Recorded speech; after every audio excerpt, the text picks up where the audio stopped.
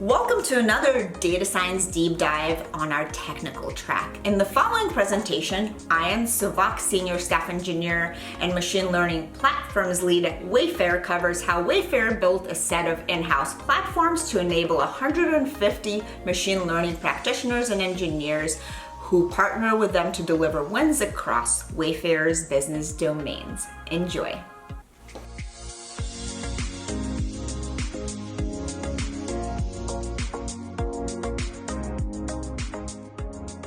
Hi all, and welcome to today's presentation on building a machine learning platform by solving one problem at a time. My name is Ian Suvak. I'm a senior staff engineer at Wayfair, as well as a lead for the machine learning platforms team. Today's presentation is intended for software engineers who are supporting data scientists and are currently deciding whether to build your own machine learning platform or use something that's already out there. We won't be going in depth into each of our platforms, but we'll be highlighting our philosophy of why we did what we did and how we think about it going forward. And hopefully you'll be able to apply our learnings to your problems. So agenda, as I mentioned, we'll start with a brief intro and philosophy.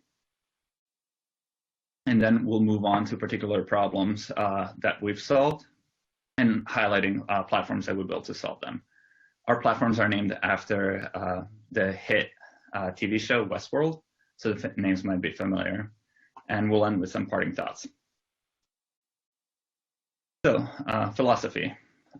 Before you even think about building a machine learning platform, you need to make sure that your users, your data scientists, have basic workflows and tools available to them. Yeah, that's a hard necessity, and they will be able to build scrappy solutions before you will be able to build platforms. Do your homework on trade-offs. This means do the market research, be aware of what are all the products that are available out there, know what their strengths and weaknesses are, and be realistic about what is the value that you can add by building your own. Don't try and get ahead of the problems. In our experience, we've seen that building platforms, building big integrated solutions before you actually have the problem can lead to solving the wrong problem and leads to more wasted work than building quick one-off scrappy solutions and then rewriting them later once the problem has become specific and more solidified.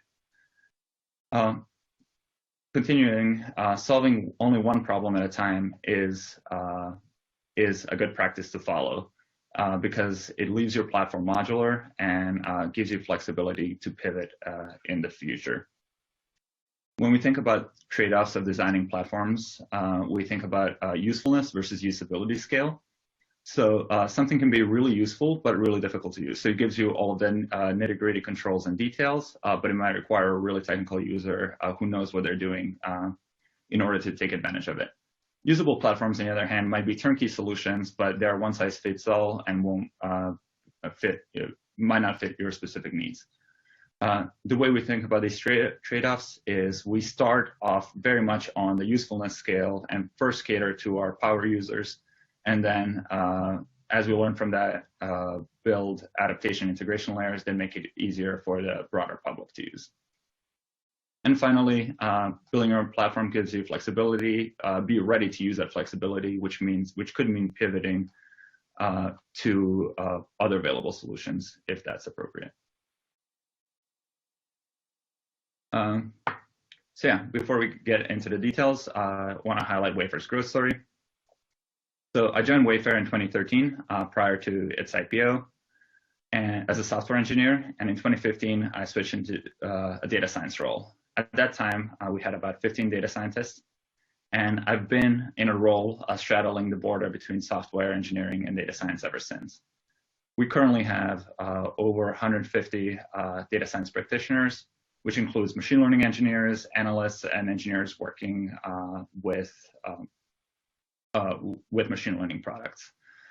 As you can see, both Wayfair's revenue as well as our data science department has growth, and data science has added a lot of value over the years. And a great majority of this has been without concerted effort and investment put into machine learning platforms. So it is possible to add a lot of value by building scrappy solutions and but platforms can clearly help, which is where we come in. So we started investing into machine learning platforms in a concerted way towards the end of 2018, beginning of 2019. I already mentioned basic tooling. So make sure your data scientists are able to help themselves before you build platforms from them. This means notebooking solutions, machine learning libraries and packages. Make sure that they have access to high quality and reliable data, as well as compute to process that data, computing power to process that data, and then make sure that they have tools available to them to create pipelines and workflows that can be scheduled and repeatable. Technologies showed here are not necessarily, it's not an exhaustive list, it's just some of the tech that Wayfair has used over the time to solve these problems. So you have a problem, you already have basic tooling, so your data scientists are unblocked. Why would you want to build your own platform? There are many examples of external big companies building their own platforms, such as Uber's Michelangelo, Airbnb's Big Head, and others. First one is flexibility. And by this, I mean, you're able to fine-tune your usefulness versus usability. You can make complex solutions in the areas that you care about and make turnkey solutions in the areas that you don't. Also, it allows you to build modular systems. A lot of platforms are going to come with a lot of tools integrated, which you would have to use to get all of the value out of the platform, but you might already have solutions for them, or they might not fit your workflows directly. Modularity allows you to swap in pieces, redesign pieces at any given time on your own code. Your company might already have a robust existing data infrastructure. So knowing your data and knowing your business problems is probably going to lead to less wasted effort and better performance. Also, as an internal team to your company, hopefully you can provide higher service levels to your consumers. So this includes both resolving critical problems and critical issues, as well as your users are probably going to be able to impact your roadmap with a much tighter turnaround than feature requests on an open source on a vendor project would have. And finally, you might have specific scalability needs. Wayfair scalability needs have been trending towards high throughput and low latency to customize our site experience, but yours might be ready access to large scalable compute for massive deep learning jobs. And on either side of those spectrums, having specific needs means that those problems might be solved better with specific solutions. So why would you use an already made one? First off, if your problem is already solved and solves all your needs well, please use it. You also might be in early phases of building a data ecosystem. You might not have reliable data. It might be stored in transactional databases or warehouses, in which case you might get a lot of data ecosystem included with your machine learning platform. So cost of building your own might be prohibitive if machine learning is not a core competency at your company and it's not something that you're using as an augmentation. Large engineering investment might not be worthwhile. And finally, you want to get started quickly. Already built platforms are already built and ready to use.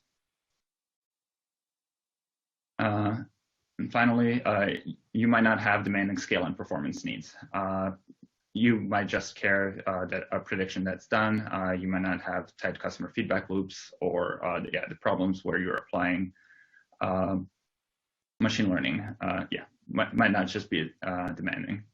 One thing to note is all of these can fit within departments in a company. So one department within your company might be a great fit for a custom platform, while others might benefit from an already built one.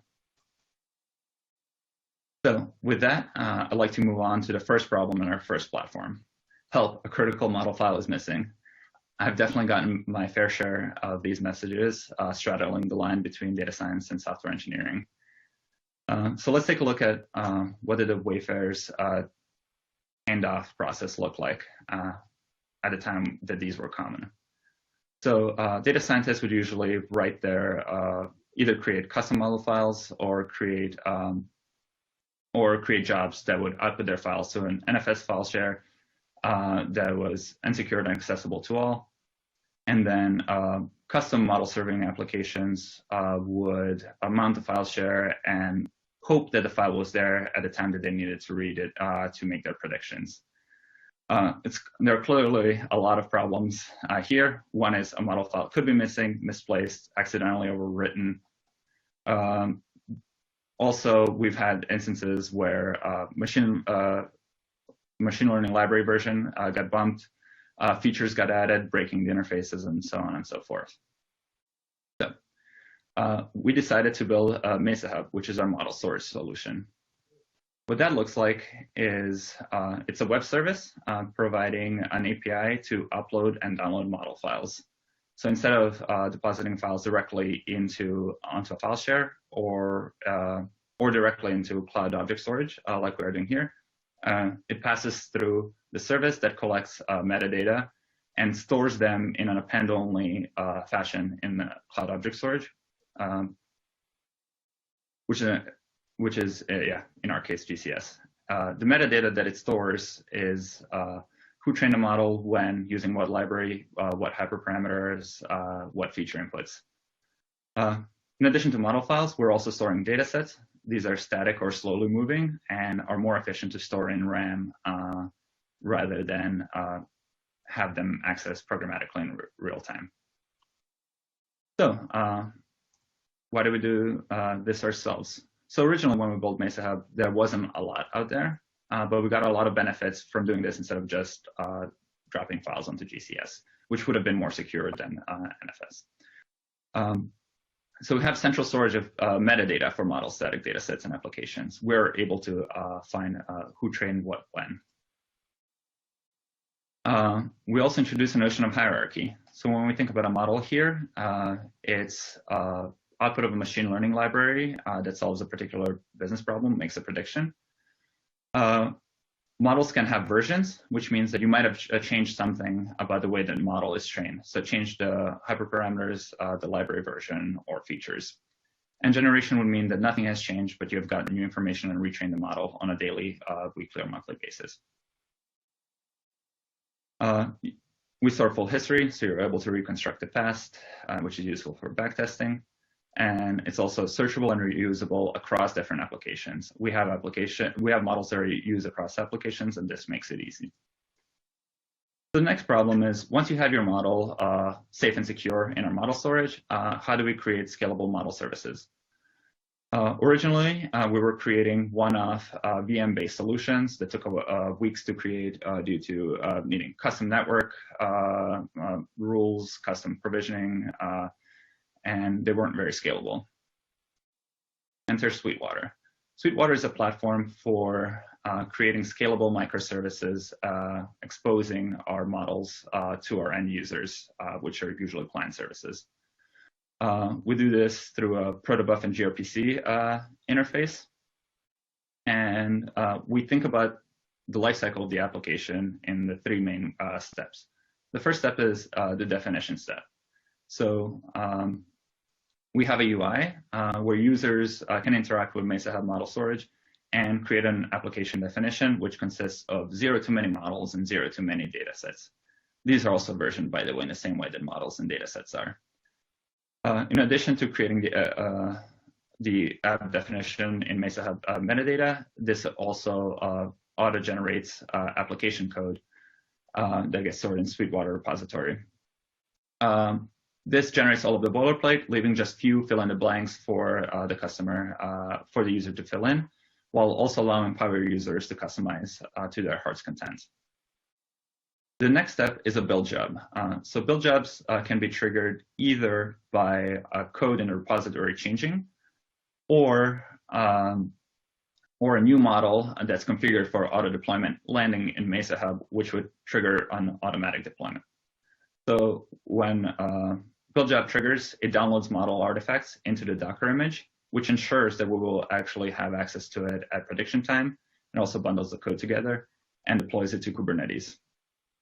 At the same time, if anything has changed about the interface, it will generate a new version of Sweetwater client library that will be available for our client services to download. And then, when a client service makes a request, it goes via gRPC to Sweetwater, and it'll fetch feature values from Crucible, more on which in a second. I do want to note that there are some cases where building a model into the image doesn't make sense. So an example of this would be very, very large models, or models that are very frequently updated. For those, we do allow Sweetwater to reach out to Mesa Hub directly and fetch new artifacts at startup or during runtime. So why did we build our own? Ease of deployment. We've gone from weeks to hours, and our goal is to not rest until it's as close as possible to one click for 80% of the solutions or 80% of the problems. Bundling models together guarantees model and dataset availability. Protobuf gives us strictly defined and version interfaces, and combined with gRPC gives us performance of HTTP2 while also avoiding potential costs of JSON serialization and deserialization. It's also easy to extend. Since creating the first version, we've integrated tightly with Crucible, which is a feature library. We've provided request and response logging to our users to monitor model performance from business point of view. We have also added technical monitoring and dashboards that are automatically created whenever a new application is generated. Alerts, support for A/B testing and custom deployments. All of that is easy to add when you have full access to the platform that you've built. And finally, there are some occasions where we do use off-the-shelf platforms such as TensorFlow serving for highly specialized use cases, but modularity of our system allows us to maintain majority of the pipeline while just replacing the actual serving component itself. We can still do all of the client generation, all of the build logic, etc. And the final problem, the final piece of platform that I would like to address is a common question we received of why is my model underperforming in production? We've had quite a few cases where models were very promising in their offline validations, but when released in production, they perform subpar. So what might be the reasons for that? Well, there might be many, but one of the most common ones we found are that issues centered around features and feature definitions. So features could be described in writing and not fully specified. When we think about machine learning features, we're actually thinking about a fully granular value that is ready to be input into a machine learning model with no more transformations or preprocessing. So an example here might be number of times a particular customer has clicked on beds in the past 7 days on Wayfair Canada. This might sound fully specific, but it's still not. Do we include customers who are employees, etc.? Also, even if your data is fully specified in code, and you might be using a highly processed data that is unavailable at prediction time. So an example of this is data coming from a data warehouse that's intended for analytics purposes. Analytics purposes usually don't care about exact point in time that each event occurred, which could allow model to cheat at training time by having access to more information than it would at prediction time. So an example of this is an example of a phenomenon called data leakage, and a common use case of which we have with our mapping of customers to devices. Clicks and all interactions on the site are naturally tracked on the device level, but our notion of which devices are mapped to which customer might change over time. So an analytics database might have a different notion of a customer than you might have at training and prediction time. So even if you are using accurate data, you're using raw data, and you have accurate points in time, the data definitions or the format that they're stored in might be different between batch and real-time. Real-time are usually low latency caches, which are going to be largely key value stores. And in training, you're probably dealing with large tables. Making sure that your expression of these two features in those two systems is the same can be tricky. And then, yeah, features are re-implemented from scratch for each use case. This can be a problem. This is wasteful to begin with because you're redoing the same work, but it's also doubly dangerous because it allows for more room for user error when defining your features. So how do we solve this? We designed Crucible, our feature library. So traditional feature stores actually solve the problem of batch and real-time parity by storing the exact same data in this exact same format in both batch and real-time systems. This would get extremely expensive if we chose to store as granular features as we do. So let's take our example of 7 days, clicks on bed in the last 7 days on Wayfair Canada. If we try to change that to 10 days for a different model that was that was sensitive to the difference between 7 and 10 days, we would need to store a whole nother copy of the number and so on and so forth, when underlying data that would be used to compute it is really the same. So instead of creating a feature store, we created a feature library, and instead of storing materialized features, we stored feature definitions. So the source piece of our platforms that form a robust data tracking solution and robust data platform are Scribe and Nucleus that weren't built with my team, but are very important for functioning of Crucible and our data ecosystem. So Scribe is our tracking platform that does it is the source of truth for all tracking all events. It abides by Lambda architecture best practices. It's immutable, append only, and so on. So all of the events from there go to our batch sources of truth, which are Hive and BigQuery. As well as through Nucleus, the real-time events get transformed into format appropriate for low latency cache and get uploaded to it with a limited lookback TTL. Latency cache systems, low latency cache systems tend to be more expensive, so there's a limited amount of data that we can store there. That being said, there are also some aggregated long lookback data sets that are commonly used, and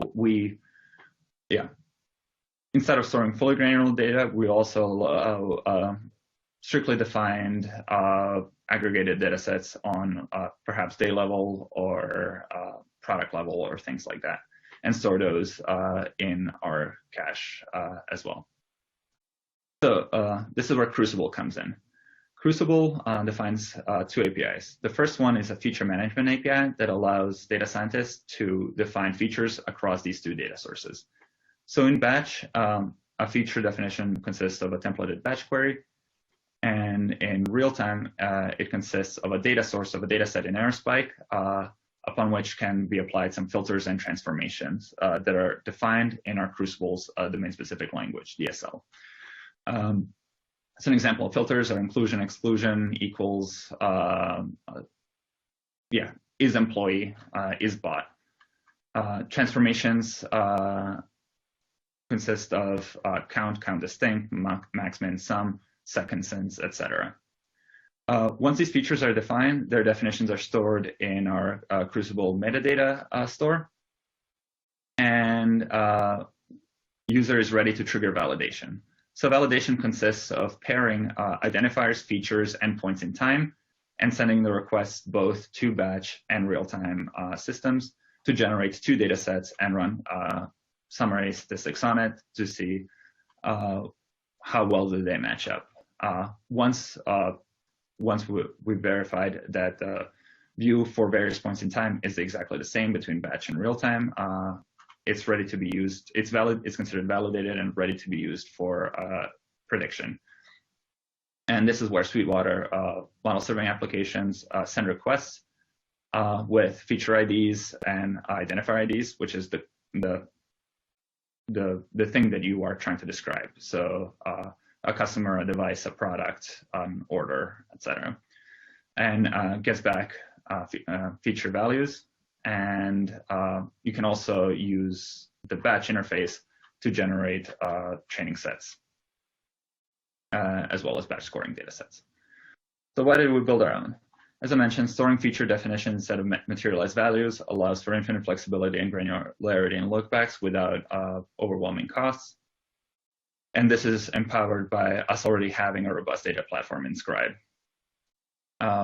We already have a model storage solution and a model scoring solutions, so it was easy to tightly integrate with those.